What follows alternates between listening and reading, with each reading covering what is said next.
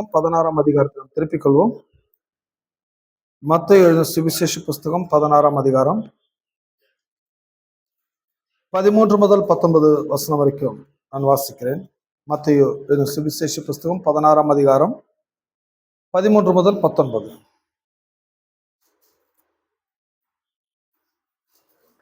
பின்பு இயேசு பிலிப்பு சசரியாவின் திசைகளில் வந்தபோது தம்முடைய சீஷரை நோக்கி, மனுஷகுமாரனாகிய என்னை ஜனங்கள் யார் என்று சொல்லுகிறாள் என்று கேட்டார். அதற்கு அவர்கள், சிலர் உம்மை யோவான் ஸ்நானகன் என்றும், சிலர் எலியா என்றும், சிலர் எரேமியா அல்லது தீர்க்கதரிசி ஒருவர் என்றும் சொல்லுகிறார்கள் என்றார்கள். அப்பொழுது அவர், நீங்கள் என்னை யார் என்று சொல்லுகிறீர்கள் என்று கேட்டார். சீமோன் பேதுரு பிரதித்திரமாக, நீர் ஜீவனுள்ள தேவனுடைய குமாரனாகிய கிறிஸ்து என்றான். இயேசு அவனை நோக்கி, யோனாவின் குமாரனாகிய சீமோனே, நீ பாக்கியவான். மாம்சம் ரத்தம் இதை உனக்கு வெளிப்படுத்தவில்லை, பரலோகத்தில் இருக்கிற என் பிதா இதை உனக்கு வெளிப்படுத்தினார். மேலும் நான் உனக்கு சொல்லுகிறேன், நீ பேதுருவாய் இருக்கிறாய். இந்த கல்லின் மேல் என் சபையை கட்டுவேன், பாதாளத்தின் வாசல்கள் அதை மேற்கொள்வது இல்லை. பரலோக ராஜ்யத்தின் திறவுகோல்களை நான் உனக்கு தருவேன். பூலோகத்திலே நீ கட்டுகிறது எதுவோ பரலோகத்தில் கட்டப்பட்டிருக்கும், பூலோகத்திலே நீ கட்டவிழ்ப்பது எதுவோ அது பரலோகத்திலும் கட்டவிழ்க்கப்பட்டிருக்கும் என்றார். கடந்த ஒரு சில மாதங்களாகவே நாம் தேவனுடைய ராஜ்யத்தை பற்றி நாம் பிரசங்கித்துக் கொண்டு வருகிறோம். ராஜ்யத்தினுடைய பல்வேறு அம்சங்கள்ல, பல்வேறு கான்செப்ட்ல நாம் பார்த்து கொண்டு வருகிறோம் அல்லவா? அந்த விதத்துல நாம் கடந்த நாட்டில் ஆரம்பித்த பகுதி என்னன்னா, தேவனுடைய ராஜ்யத்தினுடைய திறவுகோல்கள். எல்லாம் திறவுகோல், keys, kingdom concept of keys. இந்த திறவுகோல்களை பற்றி நாம் படித்துக்கொண்டு வரும்பொழுது இதுல இயேசு பிலிப்பு செசரியா என்கிற பகுதியில அவர் ஊழியத்துக்காக போறாரு. அங்க ஜனங்கள், அங்க சீஷரிடத்தில் இயேசு கேட்கிறார், ஜனங்கள் என்னை யார் என்று சொல்லுகிறார்கள் அப்படின்னா என்ன கான்செப்ட்ல அவர் கேட்கிறாருன்னா, ஜனங்க என்னை எப்படி புரிஞ்சு வச்சிருக்கிறாங்க, என்னை எப்படி அவங்க நினைக்கிறாங்க அப்படிங்கிறத இங்க இவரிடத்துல கேட்கிறார்கள். சீஷரிடத்தில் சீஷர்கள் அவங்க சொல்றாங்க, சிலர் உம்மை எலியான்றாங்க, சிலர் எரேமியான்றாங்க, சிலர் தீர்க்கதரிசி ஒருவர்ன்றாங்க, சிலர் உம்மை பாப்டிஸ்ட் யோவான் சொல்றாங்க, யோவான் ஸ்நானகன் சொல்றாங்க. இப்படி பல்வேறு விதத்தை சொல்றாங்க. இப்போ சரி, அவங்களும் சொல்றது இருக்கட்டும், நீங்க என்ன நினைக்கிறீங்கன்னு கேட்கிறாரு. அவங்கெல்லாம் ஒரு பக்கம் நினைக்கிறாங்க, நீங்க என்ன நினைக்கிறீங்க? அப்போ சீஷர்களை கூட பாத்தீங்கன்னா 12 பேர்ல அவங்களும் விதமா சொல்றாங்க. அதுல ஒருத்த மட்டும்தான் ஜீவனுள்ள தேவனுடைய குமாரனாகிய கிறிஸ்து என்றார். உடனே இயேசு அதுக்கு அவர் ரிப்ளை பண்றாரு, மாம்சமும் ரத்தமும் இதை உனக்கு வெளிப்படுத்தவில்லை, பரலோகத்தில் இருக்கிற என் பிதா இதை உனக்கு வெளிப்படுத்தினார். மேலும் நான் உனக்கு சொல்லுகிறேன், நீ பேதுருவாய் இருக்கிறாய். இந்த கல்லின் மேல் என் சபையை கட்டுவேன், பாதாளத்தின் வாசல்கள் அதை மேற்கொள்வது இல்லை. அது மட்டுமல்ல, பரலோக ராஜ்யத்தின் திறவுகோல்களை நான் உனக்கு தருவேன். பூலோகத்தில் நீ கட்டுகிறது எதுவோ பரலோகத்துல கட்டப்பட்டிருக்கும், பூலோகத்துல கட்டவிழ்ப்பது எதுவோ பரலோகத்திலையும் கட்டவிழ்க்கப்பட்டிருக்கும் என்றார். பாருங்க, இந்த ஒரு பேசேஜ் வேதாகமத்துல மிக முக்கியமான ஒரு பேசேஜ், மிக முக்கியமான ஒரு பகுதியும் கூட. இயேசு கேட்கிறதை அவங்க என்ன நினைக்கிறாங்க சொல்றாங்க. ஆனா உலகம் முழுவதுமே இந்த பகுதியை தவறாய் புரிந்து வைத்திருக்கிறார்கள். அது மிகப்பெரிய பிரச்சனையாக இருக்கிறது. எப்படி அவங்க தவறா புரிஞ்சுட்டாங்கன்னு தெரியல எனக்கு. உலகம் முழுவதும் இது எப்படி தவறா புரிஞ்சிருக்கிறாங்கன்னு சொன்னா, இது ஒரு சர்ச்ங்கிற ஒரு கான்செப்ட்ல அவங்க பாக்குறாங்க, ஒரு மத அபிப்பிராயத்தில் அவங்க பாக்குறாங்க. அதுக்கு முன்னால இயேசு என்ன கேட்கிறாரு, ஜனங்கள் என்னை யார் என்று நினைக்கிறார்கள். ஃபர்ஸ்ட் ரேண்டமா என்ன நினைக்கிறாங்க கேக்குறாங்க. மொத்தமா ஒரே கேள்வி கேட்கிறாரு. முழு இந்த யூதேயா, கலிலேயா, செசரியா டோட்டலா என்ன நினைக்கிறாங்க. ரேண்டம் கொஸ்டின் கேட்கும் போது அங்க சொல்றாங்க, சிலர் உம்மை எலியா, சிலர் எரேமியா, சிலர் தீர்க்கதரிசி ஒருத்தங்க, சிலர் யோவான் ஸ்நானகன், இப்படி எல்லா விதமா சொல்றாங்க.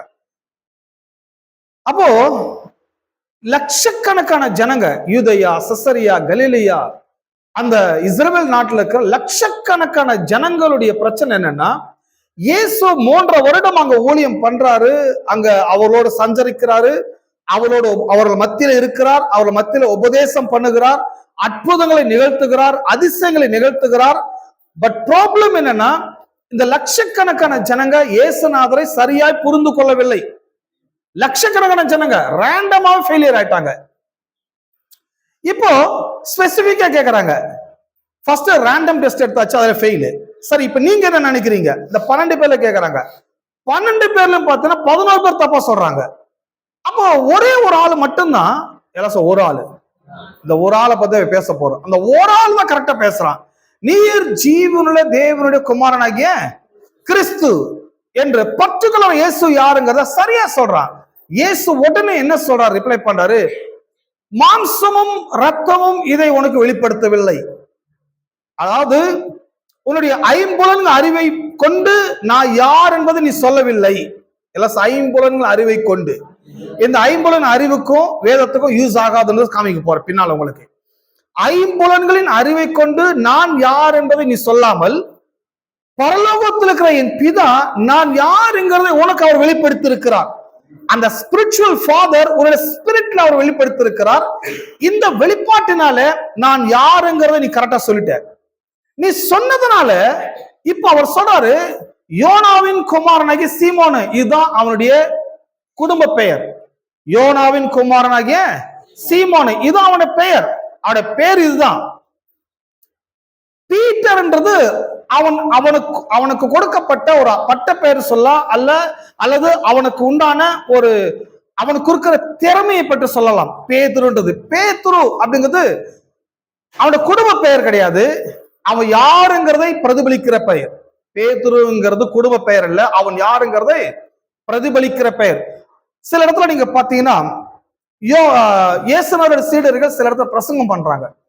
சில இடத்துல பிரசங்கம் பண்ணும்போது அந்த பகுதியில் இருக்கிற ஜனங்க பிரசங்கம் பண்றவங்களுக்கு பட்ட பேர் கொடுக்குறாங்க.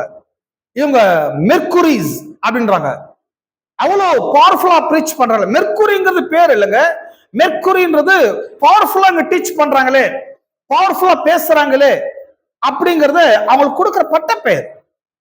பேதுருவுக்கு இங்க இயேசு கொடுக்கிறாரு, யோனாவின் குமாரனாகிய சீமோனு, அவனோட குடும்ப பெயரை சொல்றாரு. ஃபர்ஸ்ட், நீ பேதுருவா இருக்கிறாய். எல்லாம் நீ பேதுருவா இருக்கிறாய், பேதுருவா இருக்கிறாய் அப்படிங்கிறது அவனுடைய குடும்ப பெயரை பற்றி இங்க பேசவில்லை.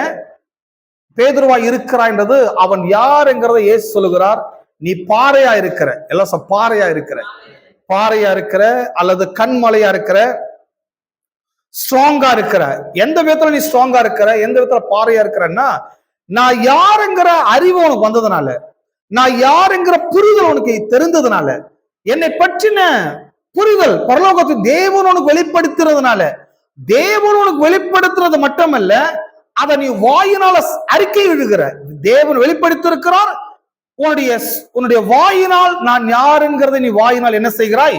அறிக்கை இடுகிறதுனால நீ பேதுருவா இருக்கிறாய். அப்படின்னா நீ ரொம்ப ஸ்ட்ராங்கா இருக்கிற, நீ ரொம்ப தெளிவா இருக்கிற, நீ ரொம்ப அறிவா இருக்கிற, நீ நான் யாருங்கிற ஒரு புரிதல் உனக்கு ஏற்பட்டிருக்கிறது. ஆகவே நான் சொல்லுகிறேன், பேதுருவே, பேதுருவா இருக்கிறாய், இந்த கல்லின் மேல் என் சபையை கட்டுவேன். கடவுள் சொன்னது, ஓ மேல நான் கோயில் கட்டுவேன் சொல்லுவேன் சொல்லல அவரு. ஓ மேல நான் அவர் சொல்ல, நீ பேதுருவா இருக்கிறாய், நீ ரொம்ப அறிவாளியா இருக்கிறாய், நீ ரொம்ப ஞானவானா இருக்கிறாய், நீ ரொம்ப தெளிவா இருக்கிற, நீ ரொம்ப ஸ்ட்ராங்கா இருக்கிறாய், நீ பேதுருவா இருக்கிறாய்னா நீ ரொம்ப தெளிவா இருக்கிறாய், எல்லாம் தெளிவா இருக்கிறாய். பேதுருங்கிறது ஆங்கிலத்துல பீட்டர் அப்படின்றாங்க, கிரேக்க பாஷை பெட்ரோஸ் அப்படின்றாங்க. பெட்ரோஸ்னா ராக், கண்மலை என்ற அர்த்தம், பாறை என்ற அர்த்தம். அப்படின்னா பேதுருவுக்கு கிடைச்சது என்ன? கடவுள் இயேசு கிறிஸ்து யாருங்கிற புரிதல், இயேசு கிறிஸ்து யாருங்கிற அறிவு, இயேசு கிறிஸ்து யாருங்கிற ஒரு வெளிப்பாடு. இந்த வெளிப்பாட்டிலே நான் என் சபையை கட்டுவேன், எல்லாம் இந்த வெளிப்பாட்டு சபையை கட்டுவேன், என் சபையை கட்டுவேன் அப்படின்னு சொன்னதுனால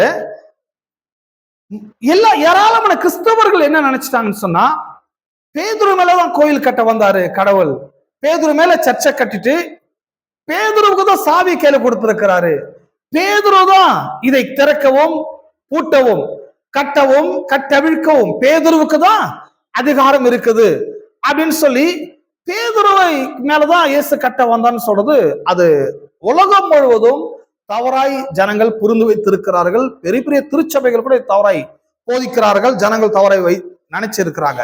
நீ பேதுருவா இருக்கிறாய் போத புரிஞ்சுக்கோனாமா. ஃபர்ஸ்ட் சொல்றாரு யோனாவின் குமாரனாகிய சீமோனு அப்படின்னா நீ அவன் யாருங்கிற பேரை சொல்றாரு. அப்புறமா நீ பேதுருவா இருக்கிறாய்ன்றாரு. அப்படின்னா இப்படி யோனாவோட குமாரன் சீமோனே நீ ரொம்ப தெளிவா இருக்கிறாய், நீ ரொம்ப ஞானமா இருக்கிறாய், ரொம்ப அறிவா இருக்கிறாய். இந்த ஞானத்தின் மேல, இந்த அறிவின் மேல, இந்த புரிதல் மேல நான் என் சபையை கட்டுவேன்.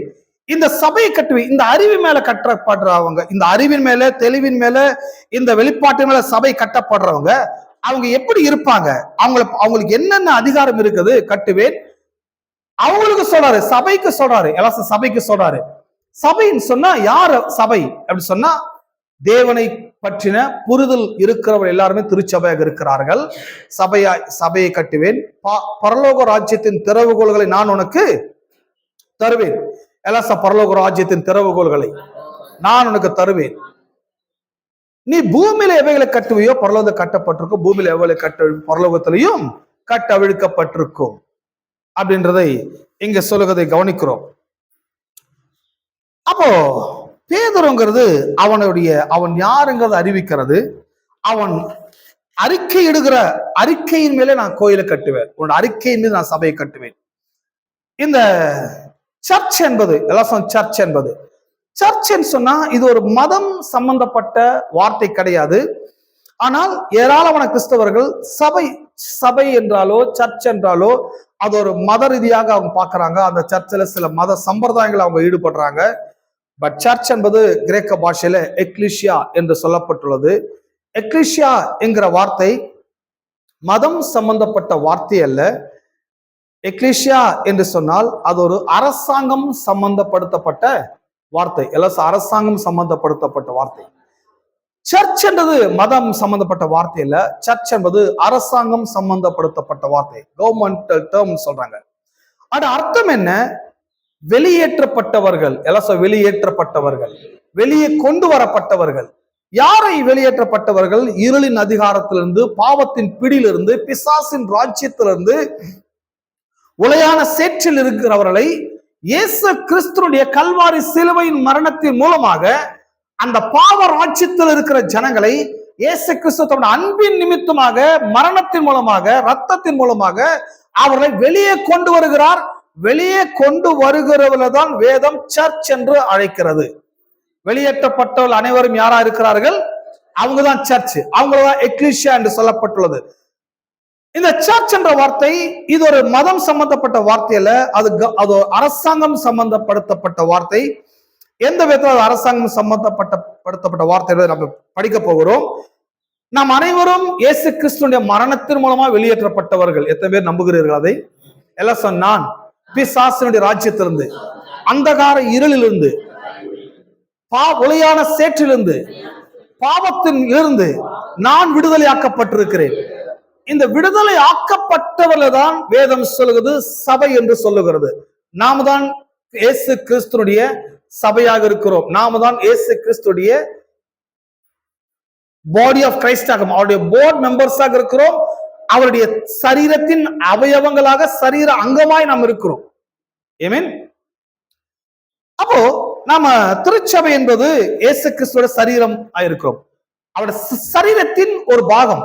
எல்லாம் நான் இயேசு கிறிஸ்துனுடைய சரீரத்தினுடைய ஒரு அங்கமா இருக்கிறேன். எத்தனை பேருக்கு இயேசு கிறிஸ்து சரீரத்தில் அங்கமா இருக்கிறீங்க? அப்போ நம்மளதான் சர்ச்சுன்னு சொல்லுது. சர்ச்சுங்கிறது கட்டடம் கிடையாது அல்லவா? அவருடைய பாடியில நான் ஒரு பாகம், நான் ஒரு பார்ட். பாருங்க, இந்த கட்டடமே இல்லைன்னா கூட போர்ட் மெம்பர்ஸ் எங்கெல்லாம் கூடுறாங்களோ அங்கெல்லாம் வர்ஷிப் பண்ணிடலாம். கட்டடமே இல்லைன்னா கூட, இந்த கட்டடமே இல்லாம ஒரு மரத்து நிழல கூட நம்ம கூட என்ன செய்ய முடியும்? நம்மளால் ஆராதிக்க முடியும். கட்டடம் முக்கியமா, மெம்பர்ஸ் முக்கியமா? மெம்பர்ஸ் தான் முக்கியம். பாருங்க, இந்தியாவுக்குன்னு ஒரு பார்லிமெண்ட் ஒண்ணு இருக்கு. பார்லிமெண்ட்ங்கிறது ரொம்ப கிராண்டா கட்டி இருக்கிறாங்க இந்தியாவில். பார்லிமெண்ட் கட்டடமே இடிஞ்சு போச்சு, கட்டடமே இல்லை, அதனால பார்லிமெண்ட் முடங்கிடும் நினைக்கிறீங்களா? கிடையாது, பார்லிமெண்ட் முடங்காது. அந்த பார்லிமெண்டுடைய போர்டு மெம்பர்ஸ் அவங்க நினைச்சாங்கன்னா ஒரு ஹோட்டல் ரெண்ட் எடுத்து கூட ஹோட்டல்ல போய் என்ன பண்ண முடியும், அவங்களால பில் பாஸ் பண்ண முடியும், அங்க அவங்களால மீட்டிங்கை கண்டக்ட் பண்ண முடியும், அவங்களால சில சட்டங்களை அமல்படுத்த முடியும், சில சட்டத்தை கேன்சல் பண்ணலாம், சில சட்டத்தை ப்ரொடியூஸும் பண்ண முடியும். சோ பார்லிமெண்ட்ங்கிற கட்டடமே இல்லைன்னா கூடங்க மெம்பர்ஸால எங்க இருந்தாலும் அவர்கள் அவங்களுடைய கவர்மெண்ட் காரியத்தை அவரால் ஆபரேட் பண்ண முடியும். இப்ப கட்டடம் முக்கியமா மெம்பர்ஸ் முக்கியமான மெம்பர்ஸ் தான் முக்கியம். அந்த விதத்துல சர்ச் என்பது கட்டடம் நினைக்கிறாங்க, சபை என்பது இந்த கட்டடம் தான் கோயில் நினைக்கிறாங்க. இல்ல வேதம் சொல்லுகிறது நீங்களே தேவனுடைய ஆலயமாக இருக்கிறீர்கள், தேவனுடைய ஆவியானவர் உங்களுக்குள்ள வாசமா இருக்கிறான்னு சொல்லப்பட்டுள்ளது. கட்டடமே இல்லை என்றாலும் கூட அவருடைய சரீரத்தின் அங்கங்கள் அவயவங்களாய் இருக்கிற அந்த போர்டு மெம்பர்ஸ் எங்கே கூடினாலும் அவர்கள் தேவனை முழு உள்ளத்தோட, முழு ஆத்மாவோட, முழு சிந்தையோட தேவனை ஆராதிக்க முடியும். அப்படி என்றால் இங்க ஒரு காரியத்தை நாம எடுத்து போட வேண்டும். அந்த மத ரீதியா இருக்கிற அந்த கட்டடத்தை நாம் எடுத்து போட. இன்னைக்கு உலகம் முழுவதும் இருக்கிற பிரச்சனை என்ன, உலகம் முழுவதும் இருக்கிற ப்ராப்ளம் என்னன்னு சொன்னா இந்த மதம் தான் பிரச்சனையாக இருக்கிறது. உலகம் முழுவதும் உன் கோயிலை இடிச்சு என் கோயிலை கட்டுறது, என் கோயில் இடிச்சு அவன் கோயிலை கட்டுறது. இந்த கோயில் கட்டுறதுன்றதுனா லேஸ்பட்ட விவகாரம் கிடையாது. கோயில் சொன்னா அங்க அதுக்கு பின்னால ஒரு மதம் இருக்கிறது, மதத்துக்கு பின்னால சில தீவிரவாதம் இருக்கிறது. இந்த தீவிரவாதத்தை எல்லாம் அமல்படுத்துறதுக்கு அவங்க எடுக்கிற முயற்சி என்ன, கோயிலை இடிக்க வேண்டியது, இன்னொரு கோயிலுக்கு அடிக்கல் நாட்ட வேண்டியது. இப்போ ஒரு கோயில் இடிச்சு இன்னொரு கோயில் கட்டினா அடுத்த மதத்தினர் சும்மா இருப்பாங்க, இருக்க மாட்டாங்க. அப்போ கோயில் இந்த உலகத்தினரால் கொண்டு வரப்பட்ட சிஸ்டம். உலகத்துல சில கலவரத்தை தூண்டுறதுக்கு, உலகத்துல சில குழப்பத்தை கொண்டு வருவதற்கு, உலகத்துல சில லாபங்களை பார்ப்பதற்கு, இந்த உலக வழக்கத்தின்படி உலக மக்கள் இந்த கோயில், இந்த கட்டடம் என்கிற கான்செப்ட் அவங்க கொண்டு வந்திருக்கிறாங்க.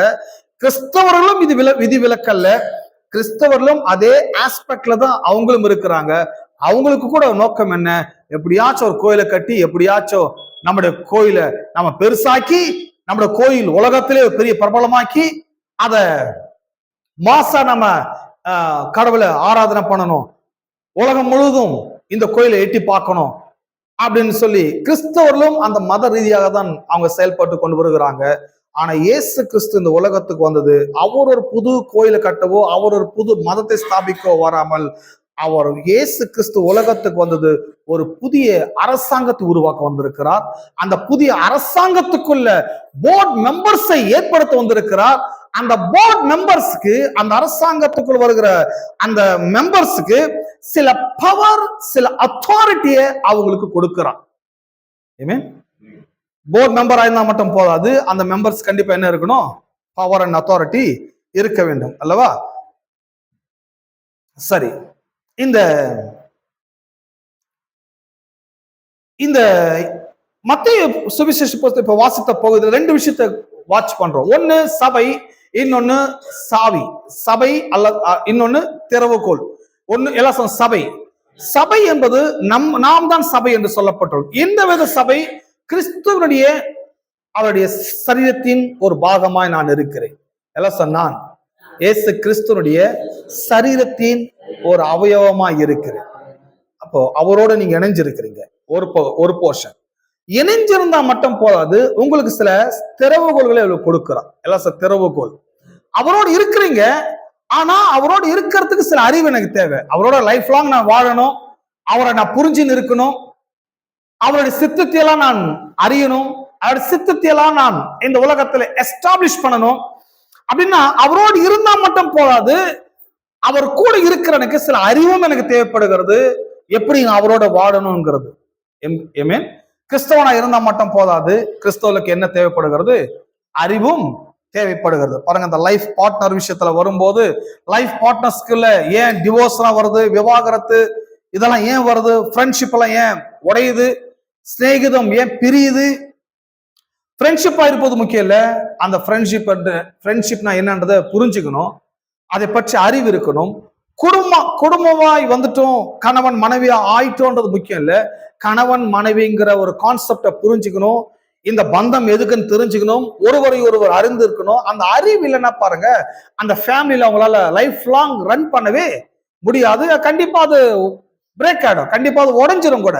அப்படி உலகத்துல ஏராளமான குடும்பங்கள் உடைஞ்சது, ஏராளமான நண்பர்கள் பிரிஞ்சது, ஏராளமான அக்ரிமெண்ட் சீரழிஞ்சதெல்லாம் பார்க்கிறோம். இதுக்கெல்லாம் மெயின் ரீசன் என்ன? அதை பற்றின அறிவு இல்லாம அவங்களால நல்ல ஃபேமிலி, நல்ல ஃப்ரெண்ட்ஷிப்பை அவங்களால பில்டு பண்ணவே முடியாது. எதுவுமே நம்புகிறீர்கள்? அப்போ ஒரு ஃபேமிலிக்கு, ஒரு ஃப்ரெண்ட்ஷிப்க்கு அறிவு எவ்வளவு முக்கியமோ, இயேசு கிறிஸ்துடைய ஒரு சரீரத்தின் அவயவமா நான் இருக்கிறேன், அவரால் தெரிந்து கொள்ளப்பட்டிருக்க, அவரோட நான் வாழ்கிறேன் போது இயேசு கிறிஸ்துவை பற்றின அறிவும் புரிதல் எனக்கு இல்லாமல் இருக்குமானால், அதை பற்றி அறிவு எனக்கு குறையுமானால், கண்டிப்பா நாம் வெற்றிகரமாய் அவரோட வாழவே முடியாது. ஏராளமான கிறிஸ்தவர்கள் அவர் விட்டுட்டு போயிடுறாங்க. அப்போ அது மட்டும் இல்ல, ஒரு எஃபெக்டிவ் லைஃப் கூட செய்யவும் முடியாது.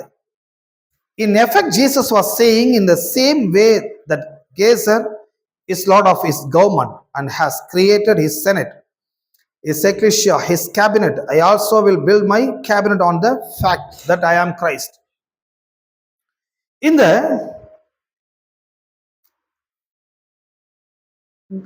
ராஜ்யங்கள் என்ன பண்ணது?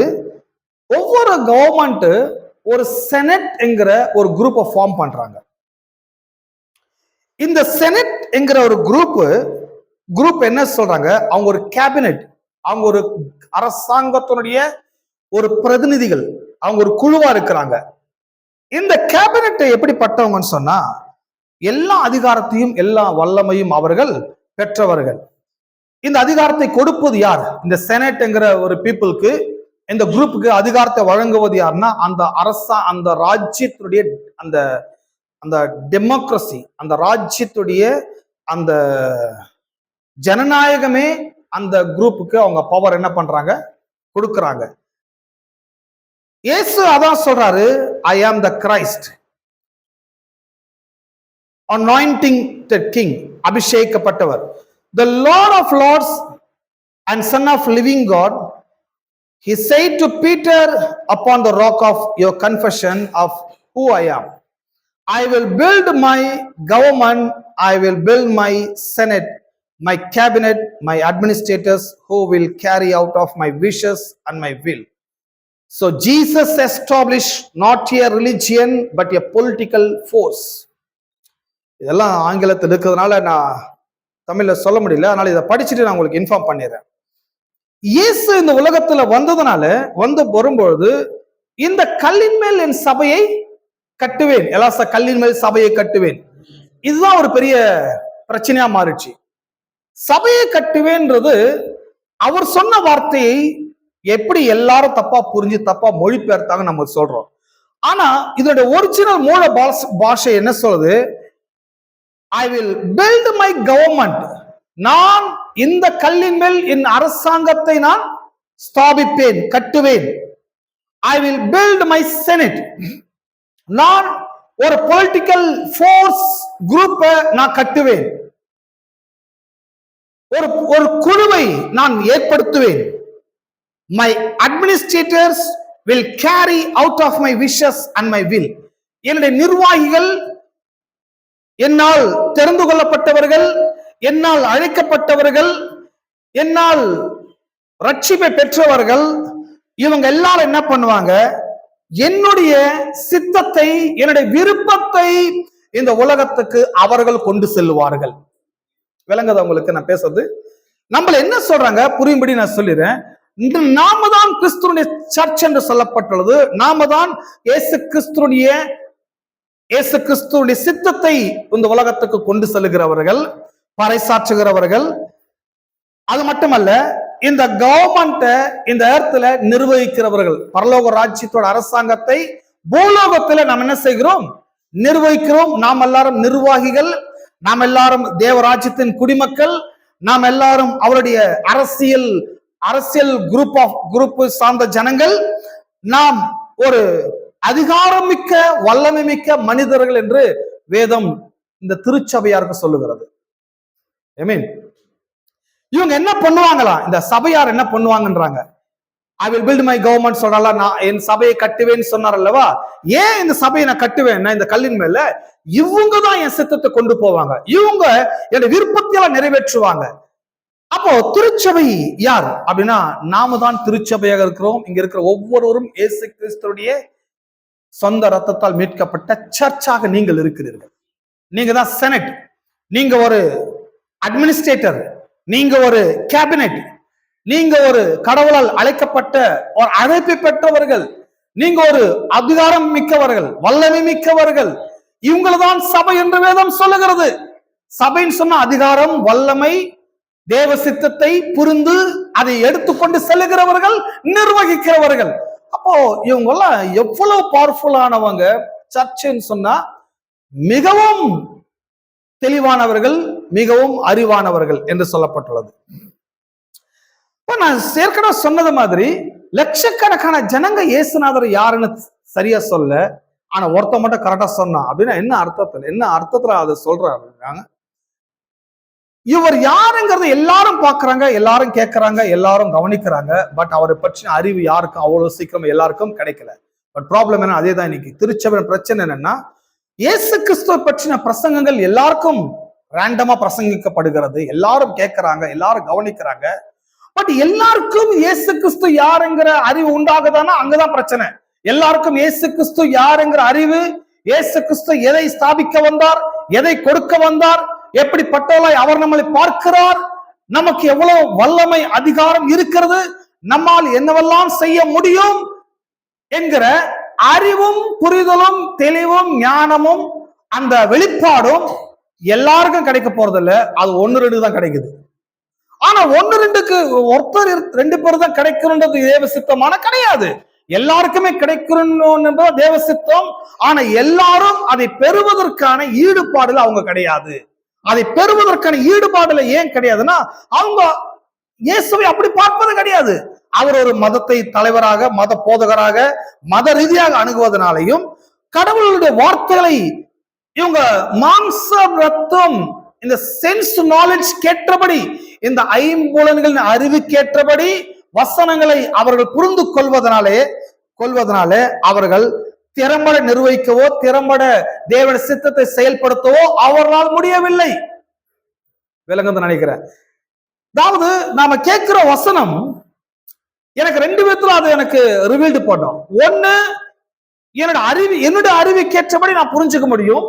இன்னொன்னு, பரலோக தேவனுடைய சித்தத்தின்படி அவருடைய வெளிப்பாட்டில் நான் அறிந்து கொள்ள முடியும். சரி, என்னுடைய சென்ஸ் நாலேஜிலும் அறிந்து கொள்ள முடியும். தேவனுடைய வெளிப்பாட்டினாலையும் உள்ளத்துல நான் என்ன செய்ய முடியும், அறிந்து கொள்ள முடியும். அப்ப இந்த சென்ஸ் நாலேஜ், இந்த ஐம்புலன்களின் அறிவினால் நீங்க எதையெல்லாம் புரிஞ்சு வச்சிருக்கிறீங்களோ அதெல்லாம் டோட்டல் ஃபெயிலியர். ஏன்னா இயேசு யாருங்கிறத எல்லாம் அந்த ஐம்புலன் அறிவினால சொன்னாங்க. சிலர் எலியா, சிலர் எரேமியா, சிலர் தீர்க்கதரிசி ஒருவர், சிலர் யோவான் ஸ்நானகன். எல்லாரும் சொன்னது எப்படின்னா ஐம்புலன்களின் அறிவினால். ஏன்னா அவருடைய அற்புதங்களை பார்க்கறாங்க, அதிசயங்களை பார்க்கறாங்க. அவங்க சென்ஸ் ஒவ்வொன்னா ரிவீல் பண்ணுது அவங்களுக்கு. இவர் யோவானா இருப்பாரா, இவர் எலியாவா இருப்பாரா, இவர் தீர்க்கதரிசியா இருப்பாரா அப்படின்னு. ஆனா கிறிஸ்தவத்துல ஐம்புலன் அறிவத்துக்கு ஓரம் போட்டுட்டு பரலோகத்தினுடைய தேவன் இந்த வார்த்தையை பற்றின புரிதல் என்ன என்பதை நாம் அவருடைய ஆவியானவர் மூலமாய் நாம் அதை புரிந்து கொள்ள வேண்டும். ஆவியானவர் எனக்கு அதை வெளிப்படுத்த வேண்டும்.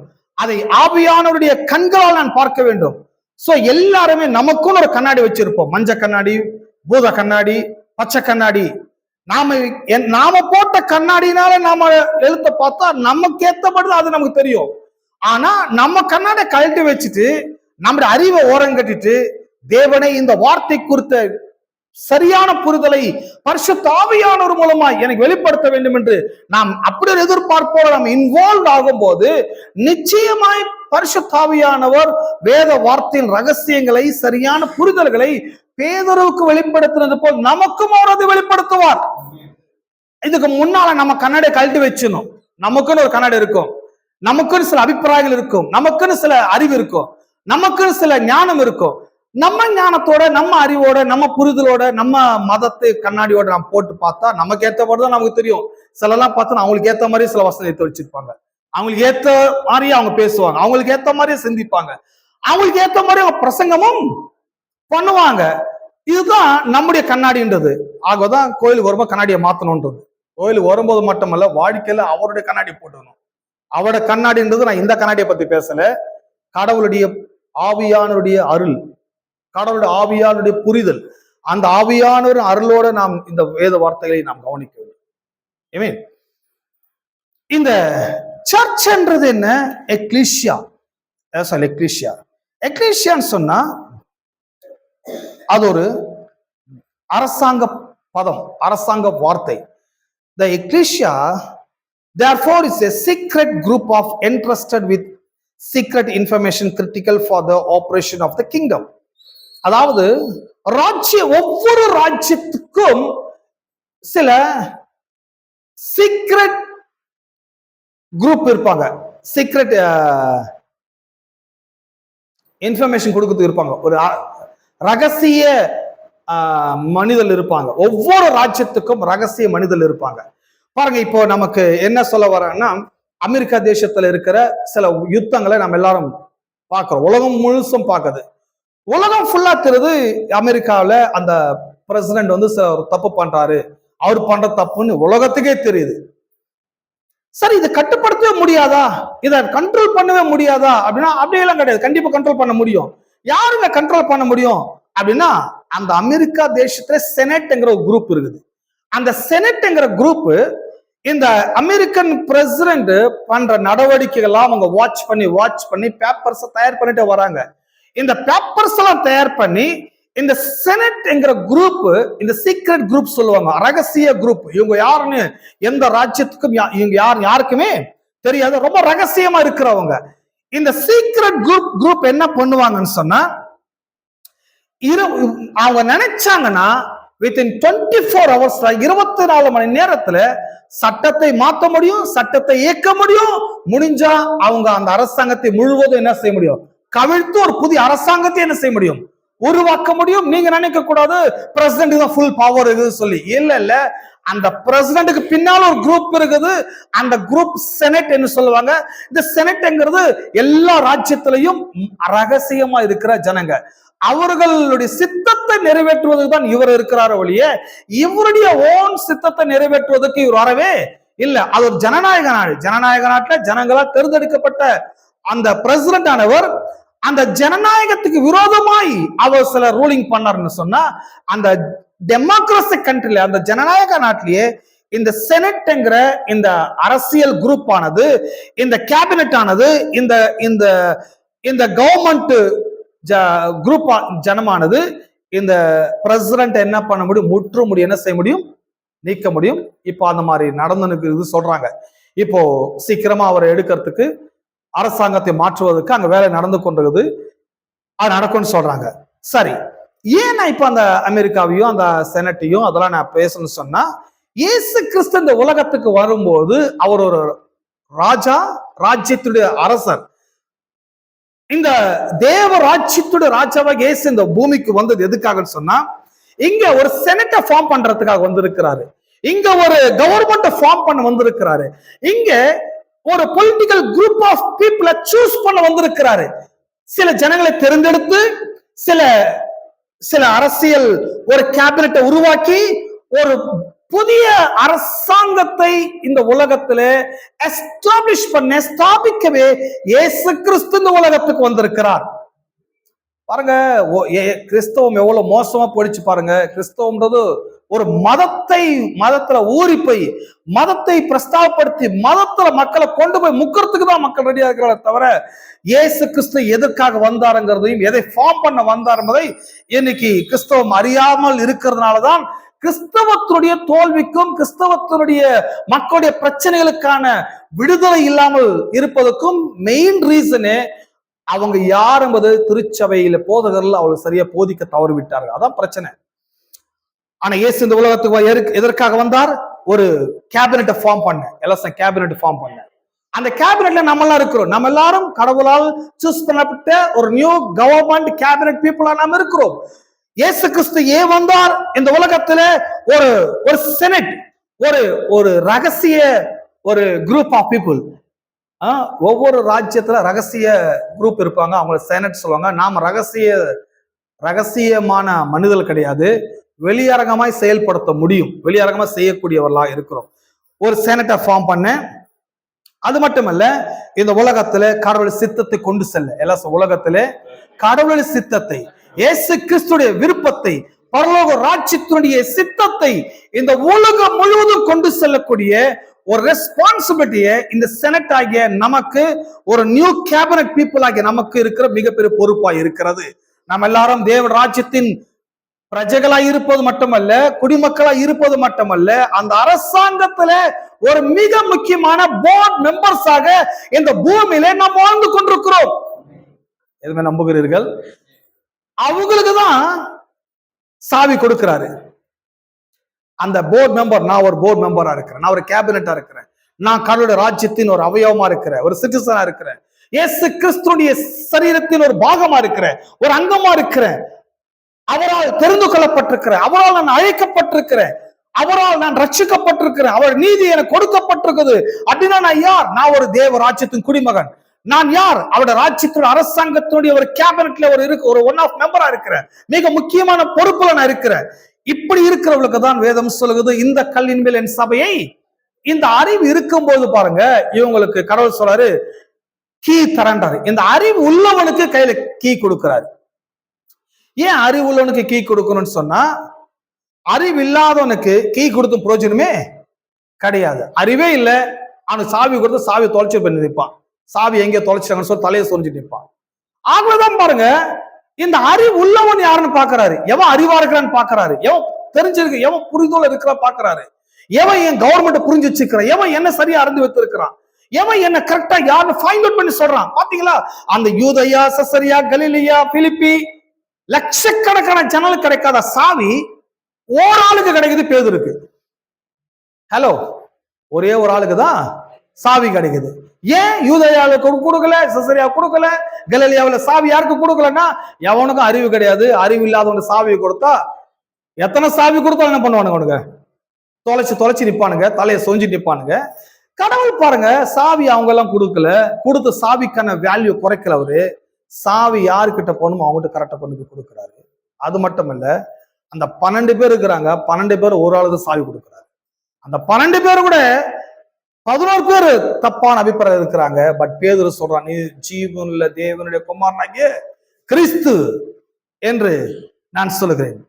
இப்போ கேட்ச் பண்ணி சொல்றாரு, நீ பேதுருவா இருக்கிறாய், யோனாவின் குமாரனாகிய சீமோனே, நீ பேதுருவா இருக்கிறாய், நீ ரொம்ப தெளிவா இருக்கிறாய், ரொம்ப ஞானமா இருக்கிறாய், ரொம்ப புரிதலோடு இருக்கிற, என்னை குறித்த அறிவு உனக்கு ப்ராப்பரா ரிவீல்டா இருக்குது. பரலோகத்தின் பிதாவாகிய தேவன் அதை அவர் உனக்கு வெளிப்படுத்தியிருக்கிறார். இந்த வெளிப்பாடு மேல் இருக்கிறபடினால இந்த வெளிப்பாட்டின் மேல் என்னுடைய கேபினட்டை நான் பில்ட் பண்றேன், இந்த வெளிப்பாட்டின் மேல் என்னுடைய கவர்மெண்ட்டை நான் பில்ட் பண்றேன், இந்த வெளிப்பாட்டின் மேல் என்னுடைய சபையை நான் கட்டுவேன். ஆமென். பாருங்க, கிறிஸ்தவர்களுக்கு இந்த வெளிப்பாடு ரொம்ப முக்கியம், இந்த அறிவு ரொம்ப முக்கியம் அல்லவா?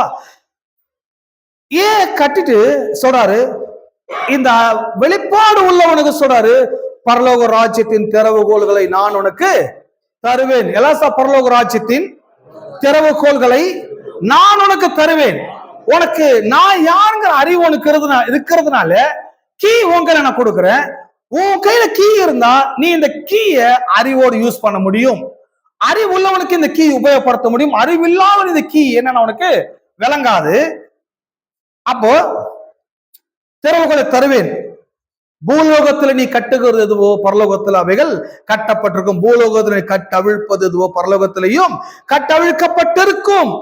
சரி, இங்க நல்லா கவனிக்கிறோம், இது ஏதோ பேதுருவுக்கு மட்டுமே அவர் சொல்றது மாதிரி இந்த வசனம் விளங்கி கொண்ட தெரிந்தாலும், இது பேதுருவுக்கு சொல்லப்பட்ட, பேதுருக்கு மட்டும் சொல்லப்பட்ட வசனம் அல்ல, யோனாவின் குமாரனாகிய சீமோனுக்கு சொல்லப்பட்ட வசனம் அல்ல, யோனாவின் குமாரனாகிய பேதுருக்கு சொல்லப்பட்ட வசனம். பேதுருனா என்ன? வெளிப்பாட்டு, எல்லாம் வெளிப்பாடு, அறிவு, புரிதல், ஞானம். இந்த அறிவும் புரிதல் ஞானம் தேவனை பற்றின யாருக்கெல்லாம் இருக்கிறதோ அவங்களுக்கெல்லாம் சாவிகள் வழங்கப்படுகிறது. ஆமென். இந்த செனட் நம்மளை செனட் என்று வேதம் அழைக்கிறது. ரொம்ப பவர்ஃபுல்லான மனிதர்கள். The ecclesia therefore is a secret group entrusted with secret information critical for the operation of the kingdom. This group will be so powerful that even the gates of Hades will not overcome it. இந்த group யாருன்றாங்க? இந்த group எந்த group?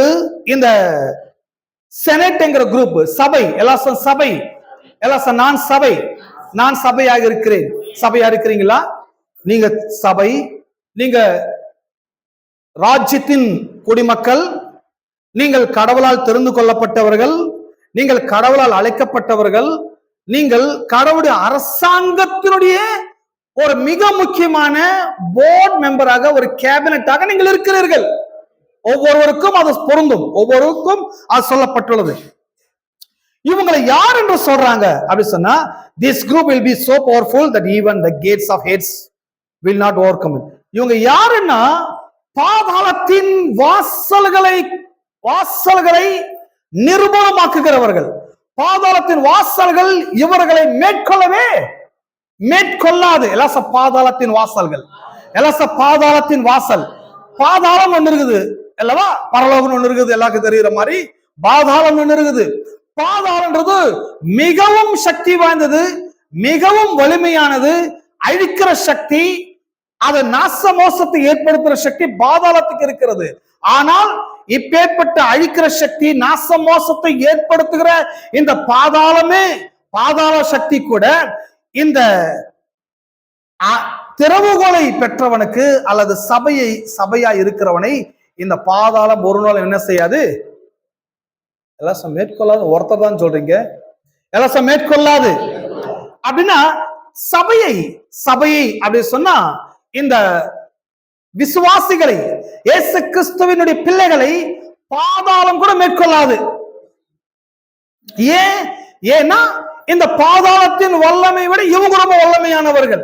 பாதாளத்தின் அதிகாரத்தை விட இவங்க ரொம்ப மிகவும் அதிகாரம் மிக்கவர்கள். பாதாளத்தில் இருக்கிற பிசாசை விட இவங்களுக்குள் இருக்கிற கிறிஸ்து பெரியவராக இருக்கிறார், பரிசுத்த ஆவியானவர் பெரியவராக இருக்கிறார். அந்த விதத்துலதான் இந்த சபை என்கிற அந்த பர்சனை, விசுவாசிகளை, தேவராஜ்யத்தோட குடிமக்கள்களை பாதாளம் மேற்கொள்ள முடியாது. ஏனென்றால் பாதாளத்தோடு மிகவும் வலிமையானவர்கள்.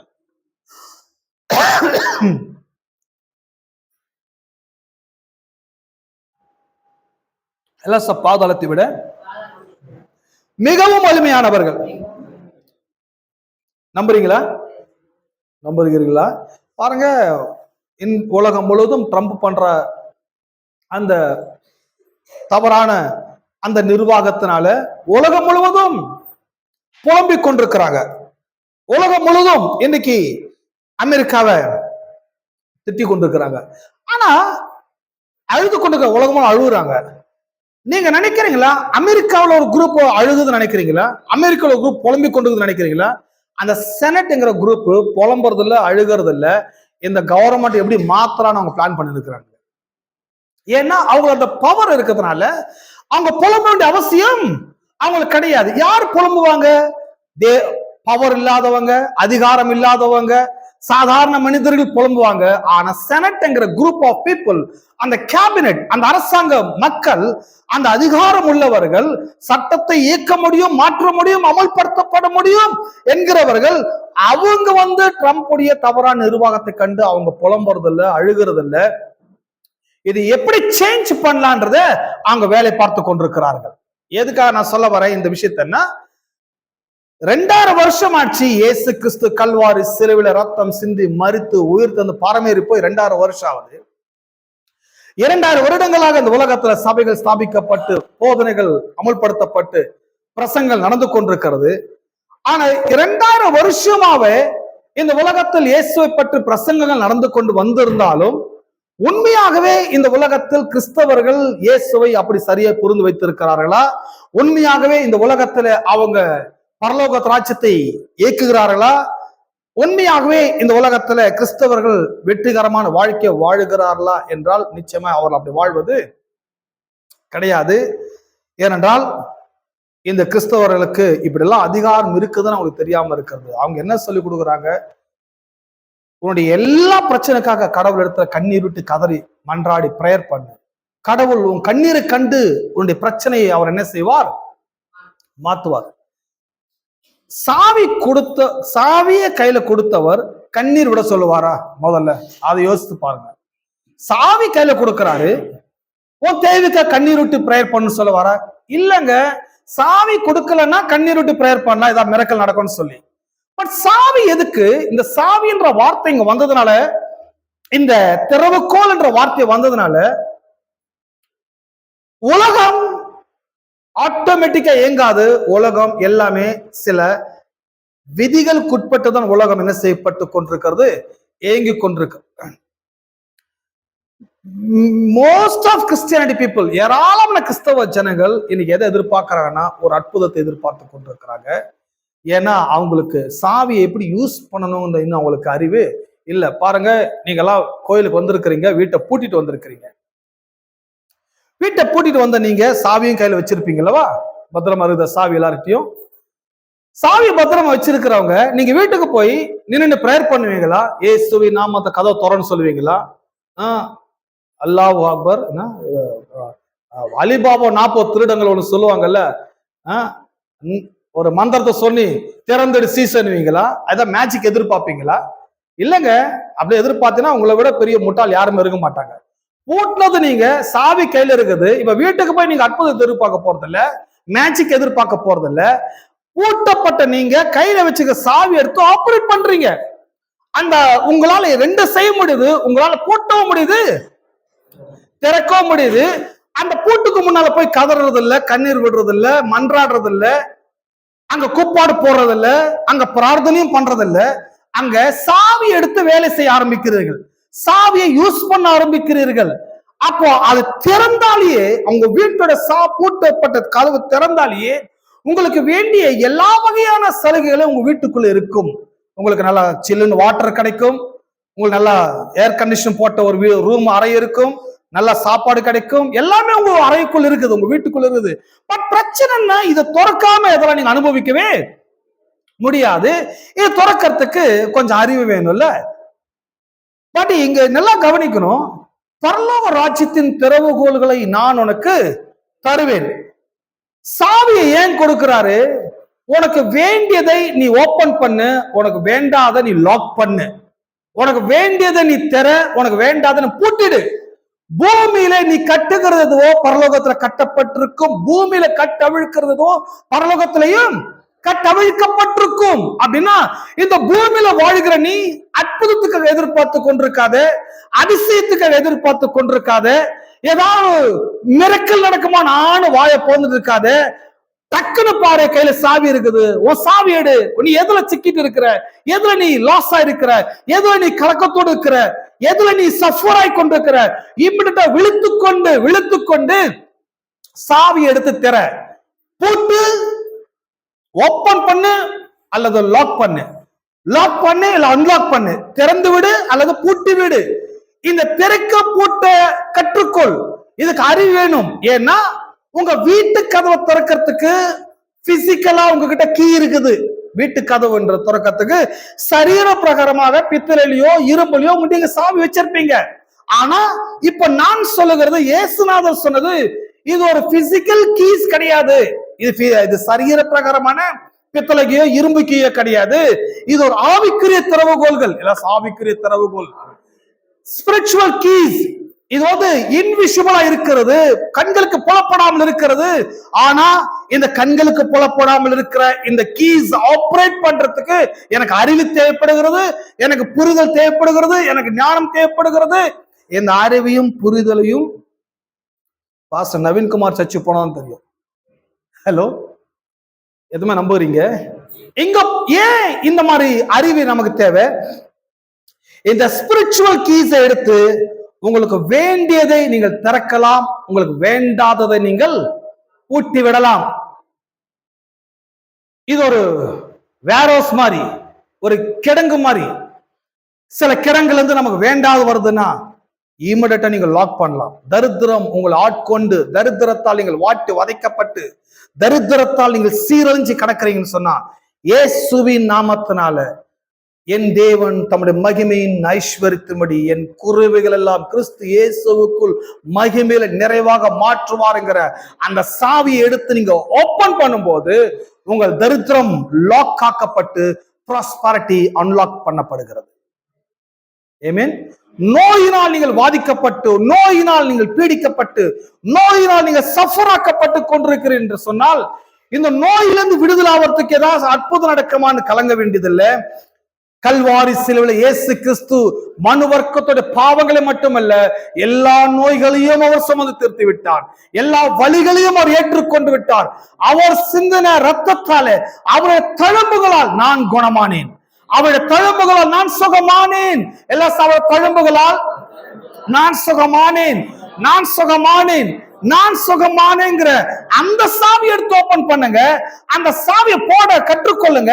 அந்த சாவி இதுக்குதான் புரிந்து கொள்ளுங்க. இந்த சாவி யூஸ் பண்ண ஆரம்பிக்கும் போது உங்களுடைய சுகவீனங்கள் சீக்கிரத்தை சுகமா மாறிவிடும். எப்படி வீட்டுக்கு கதவு திறந்தா திறக்க முடியுதோ, அதுக்கு அவ்வளவு பவர் இருக்குதுன்னா இதுக்கும் இவ்வளவு பவர். சோ உலகத்துல எப்பவுமே ரெண்டு விஷயங்கள் இருக்குது. ஒண்ணு கண்களுக்கு புலப்படுகிறவைகள், இன்னொன்று கண்களுக்கு புலப்படாதவைகள். விஷுவல் அண்ட் இன்விசிபிள் ரெண்டு விஷயங்கள் இருக்குது. எப்பொழுதுமே நீங்க பாருங்க, கண்களுக்கு புலப்படுகிறதுக்கு அவ்வளவு ஒன்றும் சக்தி கிடையாது, அதுக்கு ஒரு லிமிட் பவர் தான் இருக்குது. பட் கண்களுக்கு புலப்படாமல் இருக்கிற சக்திக்கு அது ரொம்ப அபரிதமான ஏராளமான வல்லமையுடையது, கண்களுக்கு புலப்படாமல் இருக்கிற சக்தி. ஆமென். அப்போ ஒவ்வொரு விசுவாசிகளும் ஒவ்வொரு சபையாக இருக்கிறார்கள். ஒவ்வொரு விசுவாசிகளுக்கு தேவன் திறவுகோலை கொடுத்திருக்கிறார். இந்த கீஸை நீங்க கண்டுபிடிக்கணும், இந்த கீஸை நீங்க தெரிஞ்சுக்கணும். இந்த கீ நீங்க தெரிந்து கொண்டால் பாருங்க, உங்கள் பயத்திலிருந்து, உங்கள் நோய்களிலிருந்து, உங்கள் வியாகுலத்திலிருந்து நீங்க நிச்சயமா விடுதலாக்கப்படுவீர்கள். ஆமென். பாருங்க, கிறிஸ்தவம் இவ்வளவு வருஷங்கள் ஆகிருக்குது. என்னுடைய காலத்துல கூட நான் இந்தியாவில் கூட இந்த மாதிரி சத்தியத்தை நான் கேட்டது கிடையாது. இந்தியாவை தாண்டி வேற கண்டத்துக்கு போனதான் நல்ல சத்தியமே கிடைக்குது. அப்ப இந்தியாவில் ஒருத்தருக்கு இந்த மாதிரி இந்த புரிதல் இல்லாம இருக்குது. மிகப்பெரிய மெகா சர்ச்சஸ் கூட இதை டீச் பண்றது கிடையாது. மிகப்பெரிய சபைகள் கூட சொல்லி கொடுப்பது கிடையாது. பட் மிகப்பெரிய திருச்சபைகள், மெகா சர்ச்சஸ் எல்லாமே ஜனங்களுக்கு என்ன சொல்லி தராங்கன்னா, கண்ணீரோட கதறி கர்த்தரை நோக்கி கூப்பிடுங்கள், கடவுள் அவருடைய சமூகத்திலிருந்து உங்கள் சத்தத்தை கேட்பார், சத்தமாய் கூப்பிடுங்கள், ராத்திரி கூப்பிடுங்க, பகல் கூப்பிடுங்க. சாவி இருக்கும்போது நான் ஏன் அவரை கூப்பிடணும்? ஹலோ, சாவி கொடுத்தது எதுக்கு? சும்மா சும்மா கூப்பிடுனார் அவரு. சாவி கொடுத்ததுக்கு எதுக்குன்னா, உனக்கு வேண்டியதை திறந்துக்கோ, உனக்கு வேண்டாத பூட்டிக்கோ. ஹலோ, ஒருத்தர் வீட்டு கார் சாவியும் கையில கொடுத்துட்டாரு. நீங்க அப்பப்போ காரு கொடுத்தவரை போய் தொல்லை பிடிப்பீங்களா? நான் கொஞ்சம் மெடிக்கல் ஷாப் போயிட்டு வரட்டுமா, நான் கொஞ்சம் ஹோட்டல் போயிட்டு வரட்டுமா?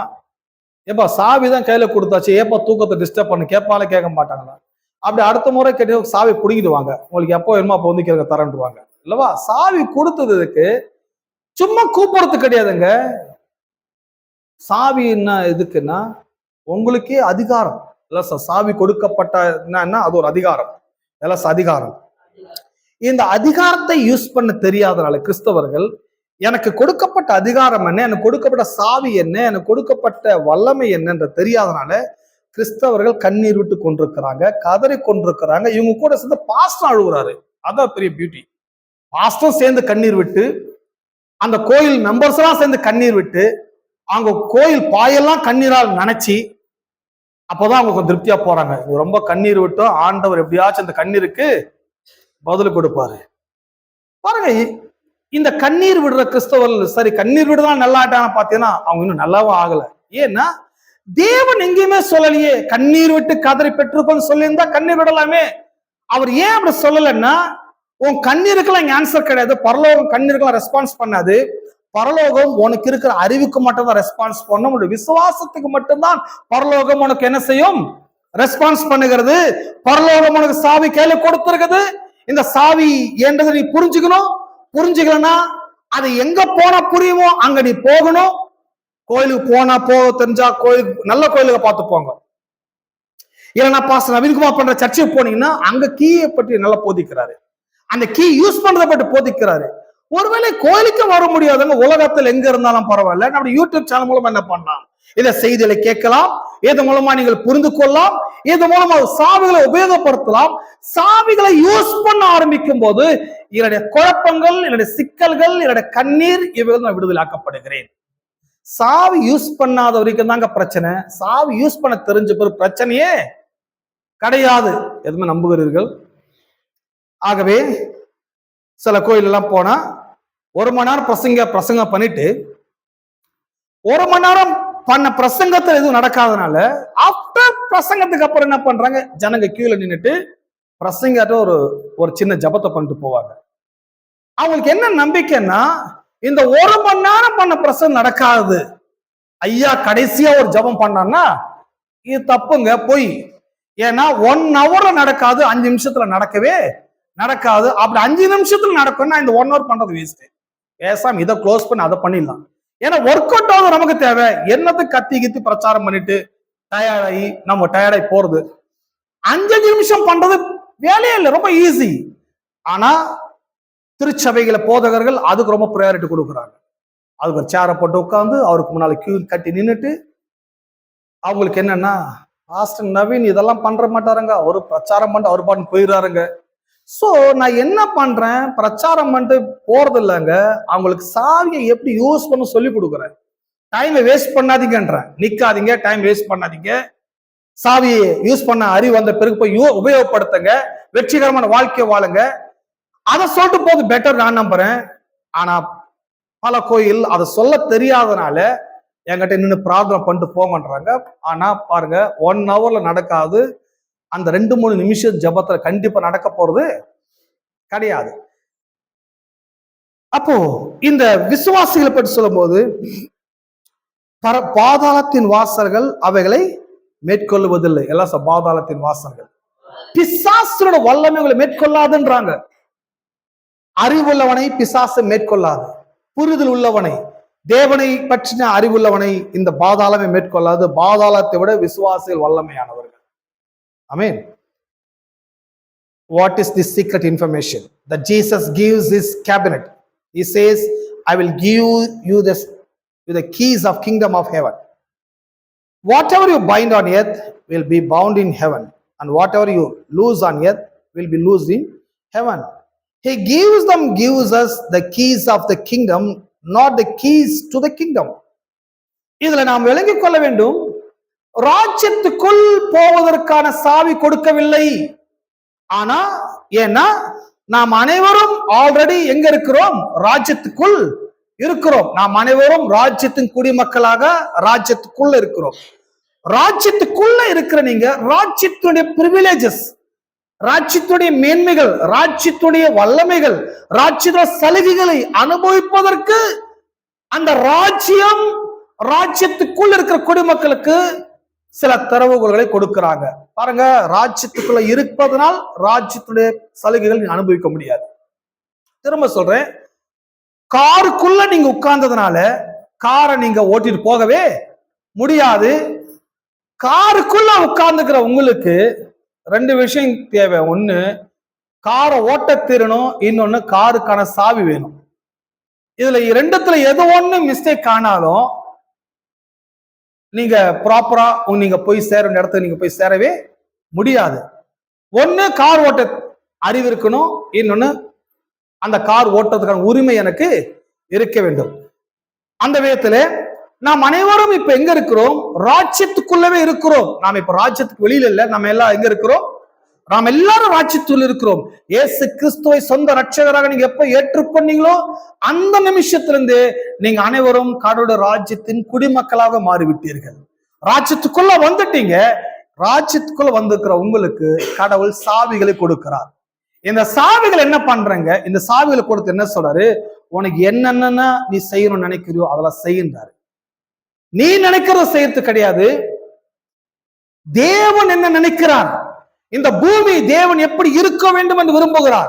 இந்த பூமியில் இருக்கிற ஜனங்கள் எப்படி இருக்க வேண்டும் என்று விரும்புகிறார்.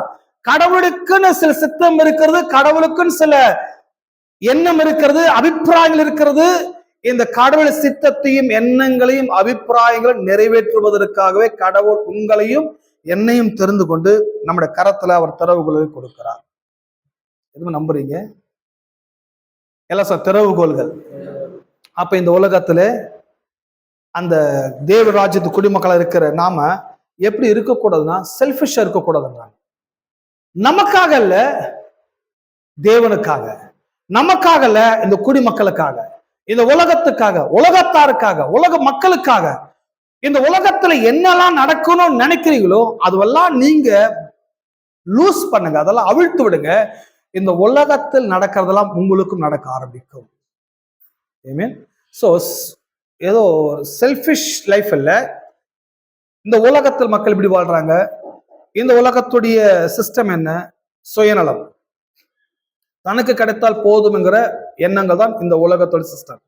பட் ராஜ்யத்துக்குன்னு வரும்போது, ராஜ்யத்தின் குடிமக்களை மாறும்போது எண்ணங்களை மாறிடுது, அபிப்பிராயங்களை மாறிடுது. தேவனுடைய சித்தம் எல்லாம் உலகத்தில் நிறைவேற வேண்டும். தேவனுக்காக வாழ ஆரம்பிக்கிறாங்க, தேவனுடைய சித்தத்தை நிறைவேற்றுகிறாங்க. தரித்திரத்தை தரித்திரம் இந்த உலகம் பொழுது வாட்டி வதைக்கிறது என்ன? வறுமை, தரித்திரம், கடன், பிரச்சனை. ஏன் இது வாட்டி வதைக்குது உலக மக்களை? உலகத்துல ஏன் இதனால மக்கள் சிக்கி கொண்டிருக்கிறாங்கன்னா, இந்த தரித்திரத்திலிருந்து இயேசு கிறிஸ்து கல்வாரி சிலுவையில என்றைக்கு விடுதலை கொடுத்து விட்டார், அந்த விடுதலையை அமுல்படுத்த உலகத்தில் ஒரு சிட்டிசன் கிடையாது. இந்த உலகத்தில் அந்த கீ ஆபரேட் பண்றதுக்கு ஆள் கிடையாது. என்ன கீ? என் தேவன் தம்முடைய மகிமையின் ஐஸ்வர்யத்தின்படி, தம்முடைய மகிமையினால் தம்முடைய my God shall supply all my needs according to riches in glory. என் தேவன் தம்முடைய மகிமையின் ஐஸ்வர்யத்தின்படி குறைவுகளெல்லாம் கிறிஸ்து இயேசுவுக்குள் மகிமையிலே நிறைவாக மாற்றுவார். தேவனே இந்த உலகம் முழுவதும் சகல குறைவில் இருக்கிற மனிதர்களுடைய குறைவில் நிறைவாக மாற வேண்டும் உம்முடைய மகிமையின் ஐஸ்வர்யத்தின்படி. இந்த உலகம் முழுவதும் இருக்கிற சகல தரித்திரங்கள் நீங்க வேண்டும், கடன் பிடிக்க விடுதலை ஆக்கப்பட வேண்டும்.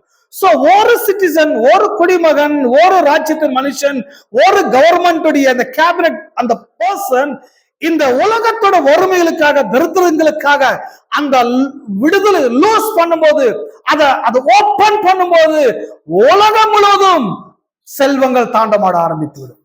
எத்தனை ஆமென் சொல்றீங்க? பாருங்க, இதுதான் செய்யணும். விசுவாசிகளை இதான் செய்யணும். நோய், வறுமை, வியாதி அல்லவா? அப்போ திறக்கிற சக்தி, பூட்டுற சக்தி, எல்லாம் திறக்கும் சக்தி, பூட்டுகிற சக்தி. What this means is that we who are the kingdom citizens are supposed to be operating on a level that blows other people's minds. We should have access to power that might satisfy those who are not in the kingdom. We are supposed to be living life at a certain level where are tapping into resources that others cannot expend. என்ன பிரச்சனை?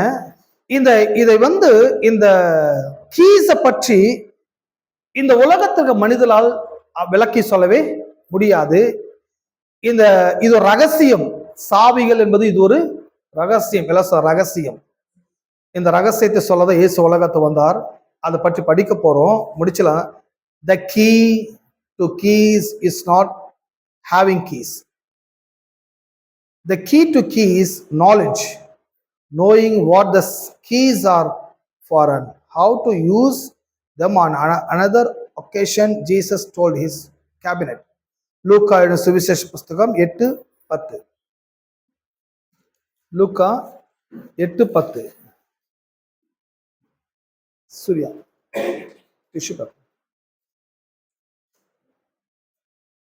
லூக்கா 8:10.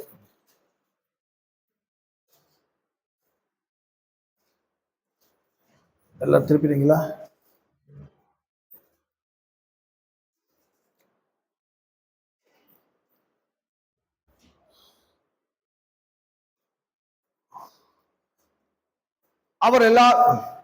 அவர் எல்லாரையும் சுற்றி பார்த்து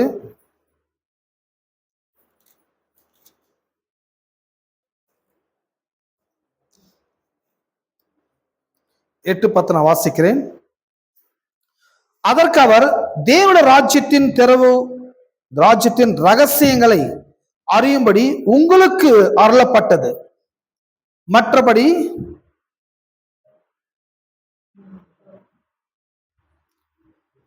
மற்றவர்களுக்கோ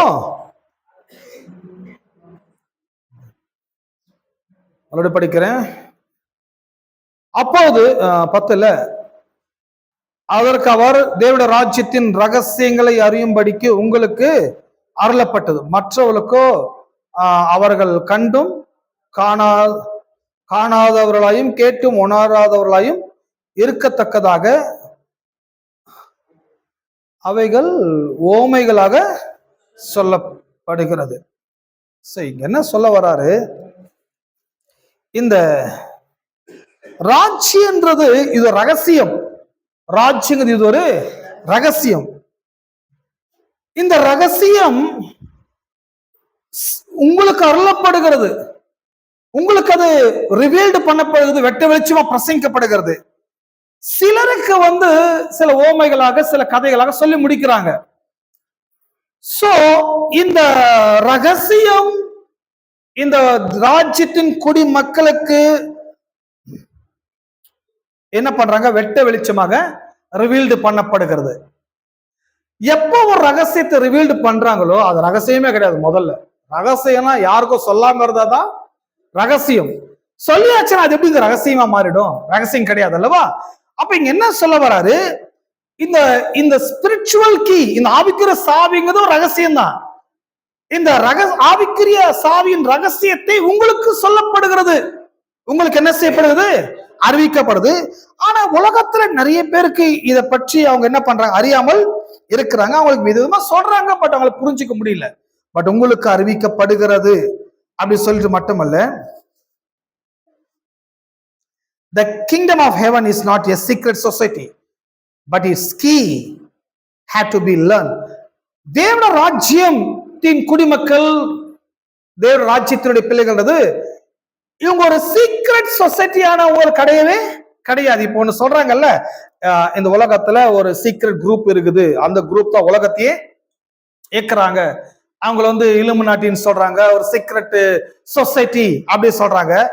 அந்த விதத்துல நாம ஒரு secret society அப்படின்னு நினைச்சிடாதீங்க. ஏன்னா சீக்ரெட்னா என்ன? சீக்ரெட்டா இருக்கிறவங்க வெளியில எதையும் சொல்லவே மாட்டாங்க. பட் பரலோக ராஜ்யம் நம்மளுடைய சீக்ரெட் சொசைட்டியா யாருக்கும் தெரியாம நீங்க மறைமுகமா அந்த வேலை செய்யுங்கன்னு சொல்லல. அந்த பரலோக ராஜ்யம் நமக்கு, பரலோக ராஜ்யத்தின் ரகசியங்களை இந்த பூமியில் இருக்கிற நமக்கு அறிவிக்கப்படுகிறது. அப்படின்னா இது ரகசியம், அது உங்களுக்கு சொல்லப்படுகிறது. அப்போ ஒரு ரகசியத்தை உங்களுக்கு சொல்றாங்கன்னா என்ன அர்த்தம்னா, உங்களை தேவன் நேசிக்கிறார், உங்களை தேவன் உங்களில் அன்பு கூறுகிறார், உங்களை அவர் நண்பர்களாக, குடிமக்களாக, பிள்ளைகளாக அவர் ஏற்றுக்கொள்ள விரும்புகிறார். நீங்க கூட ஒரு ரகசியத்தை யாருக்கு போய் சொல்லுவீங்க? டெய்லி கூட டீ குடிச்சோட சொல்ல மாட்டீங்க. ஆளை பத்திரி இந்த ஆள் தான் சொல்லவே கூடாதுன்னு சொல்லி உங்க ரகசியத்தை யார்கிட்ட சொல்லுவீங்க?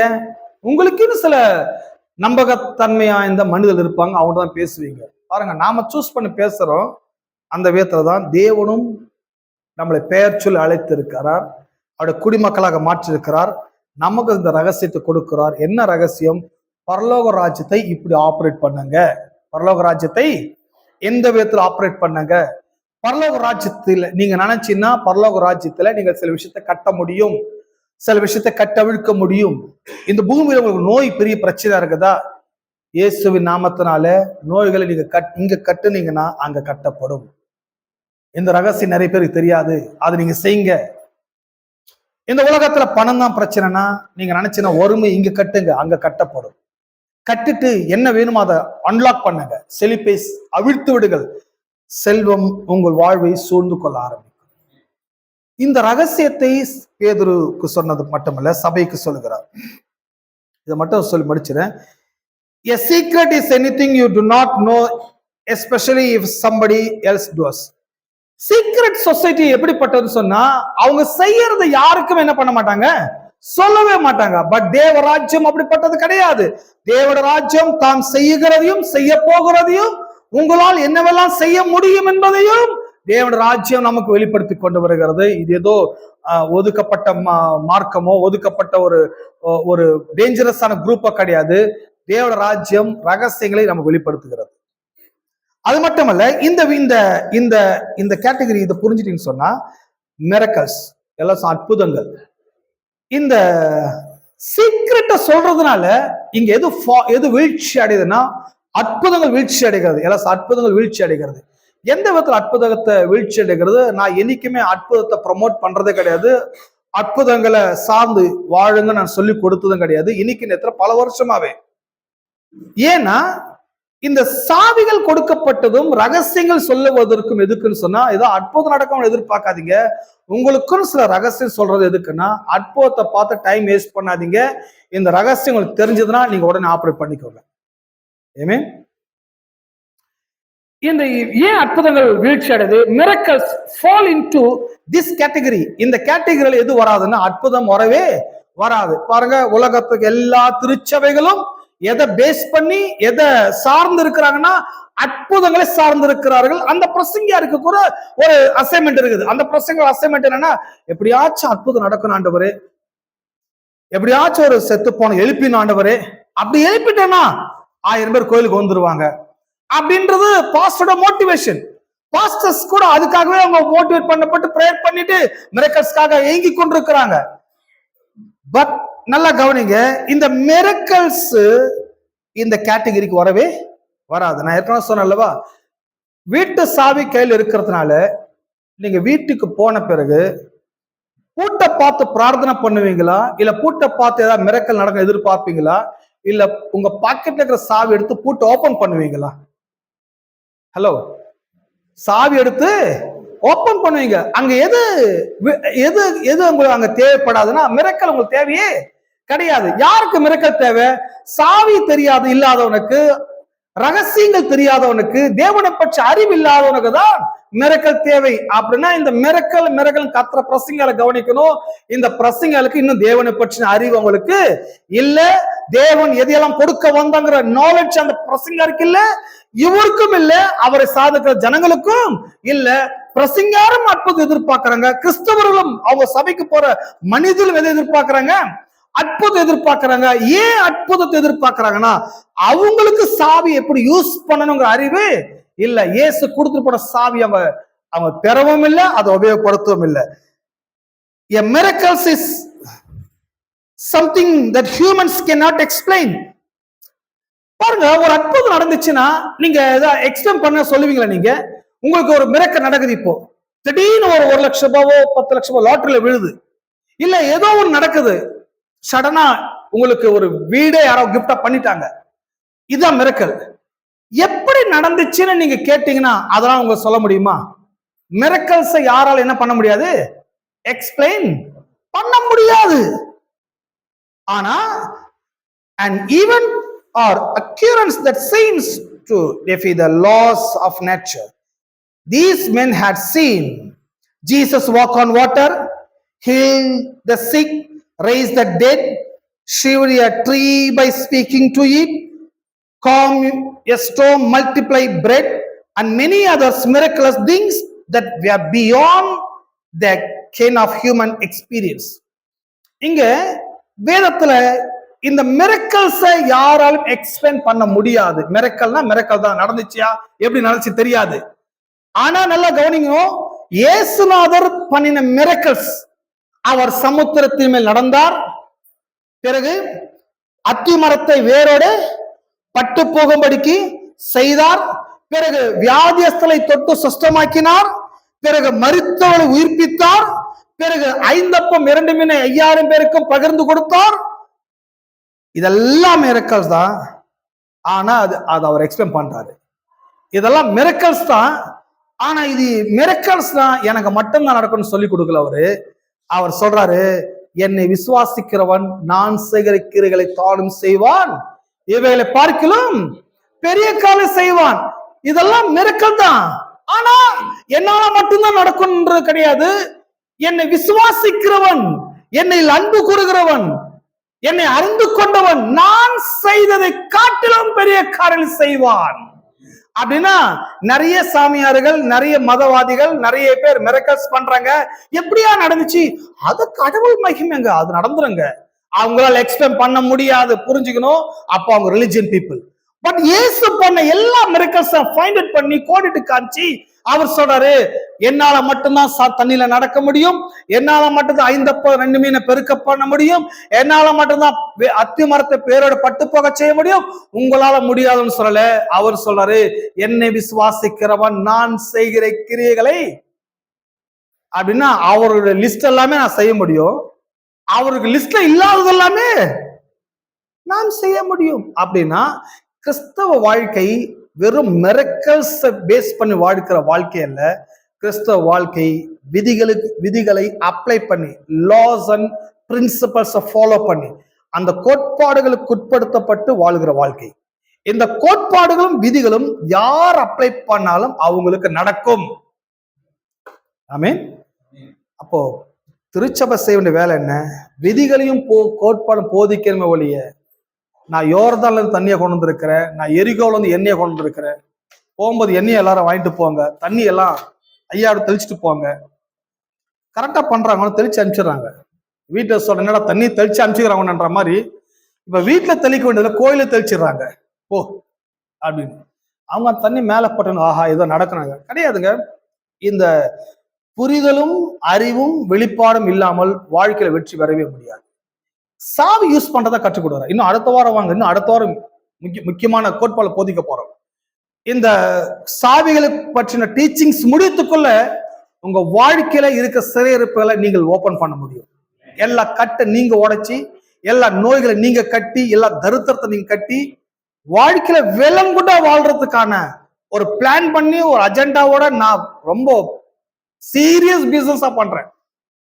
சில நினைக்கிறாங்க இவருக்கு ஏதோ பெரிய சர்ச்சுக்கு போல எங்கேயோ போறாருன்னு சொல்லி. ஒன்னும் பெரிய சர்ச்சில் ஒன்றும் கிடையாது. ஏதோ ஒரு குக் கிராமத்துல ஒரு சின்ன சர்ச்சுக்கு போறேன், அவ்வளவுதான். ஆனா ரொம்ப சீரியஸா போவேன், சீரியஸா பிசினஸ் பண்றேன். சீரியஸா இந்த பிசினஸ்னா இதான் பிசினஸ். எனக்கு பிசினஸ் என்ன பிரச்சாரம் பண்றதே பிசினஸ். இதை வெகுளித்தனமா பண்றது இல்லை, விளையாட்டுத்தனமா பண்றது இல்லை, யாரோட டைம் நான் வேஸ்ட் பண்றது இல்லை, இங்க ஏமாற்றுறதும் கிடையாது. அடுத்த வாரம் இன்னும் ரொம்ப சீரியஸான விவகாரத்தை பேச போறோம்.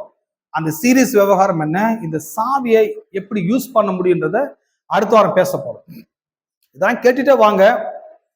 அதுக்கப்புறம் உங்களுக்கே தெரியும், நீங்க சாவி போட ஆரம்பிச்சிருவீங்க, உங்களுக்கே தெரியாம ஆப்ரேட் பண்ண ஆரம்பிச்சிருவீங்க. அதுக்கப்புறம் உங்க வாழ்க்கையில வெற்றிகளும் ஆசீர்வாதம் தாண்டம் மாடலான்னு கேட்டு பாருங்க. ஐ மீன், நோய்களை விரட்டி சுகத்தை பெற முடியும், தரித்திரங்களை வெட்டி செல்வங்களை அனுபவிக்கப்பட முடியும். ஸோ இப்படிப்பட்ட டீச்சிங்ஸ்க்கெல்லாம் ஒரு 10 நிமிஷம் லேட்டான கூட பரவாயில்ல, கோச்சிக்காம கேட்டுட்டு பிரார்த்தனை பண்ணிட்டு போயிடுங்க. ஏன்னா இந்த மாதிரி இடத்துல இந்த மாதிரி விஷயத்துக்கு 10 நிமிஷம் போனா போகுது, வாழ்க்கையில வேஸ்ட் ஆகாம வாழலாம், வாழ்க்கை வீணடிக்காமல் புரோஜனமாய் வாழலாம். ஐ மீன், எல்லாரும் எழுமி நிற்கலாம்.